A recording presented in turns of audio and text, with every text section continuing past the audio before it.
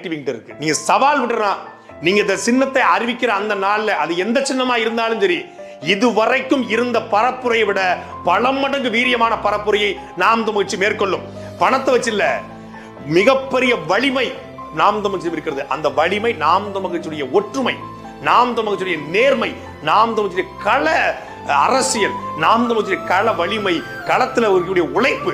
காலைல 6 மணிக்கு முன்னா இரவு 10 மணி வரைக்கும் 1000 உழைப்பான். 200 ரூபாய்க்கு வேலை பார்க்கிறவன், கோட்டுக்கு வேலை பார்க்கிறவன், கோழி பிரியாணிக்கு வேலை பார்க்கறத வச்சுக்கிட்டு நீங்க செய்யற வேலையை விட இந்த இனத்துல ஏதாவது மாற்றம் ஏற்படணும்.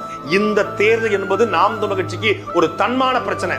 நீங்கள் தேர்தல் ஆணையம் சொல்லிச்சுல்ல, நீங்க ஒரு எம்பி ஜெயிச்சு 2 எம்எல்ஏ ஜெயிச்சு 8 விழுக்காட்டுக்கு மேல வாக்கு வாங்கி உங்க சின்னத்தை தக்க வச்சுக்கொள்ளுங்க, எந்த சின்னம் கேட்டாலும் தரணும். அதே மாதிரி இந்த தடவை கொடுக்கிற சின்னத்தை நாம் தமிழுடைய நிலையான சின்னமாக மாற்றுவதற்கு மிக வீரியமான களப்பணி செய்யும். நீ எதை வச்சு எங்களை அடிக்க நினைக்கிறியோ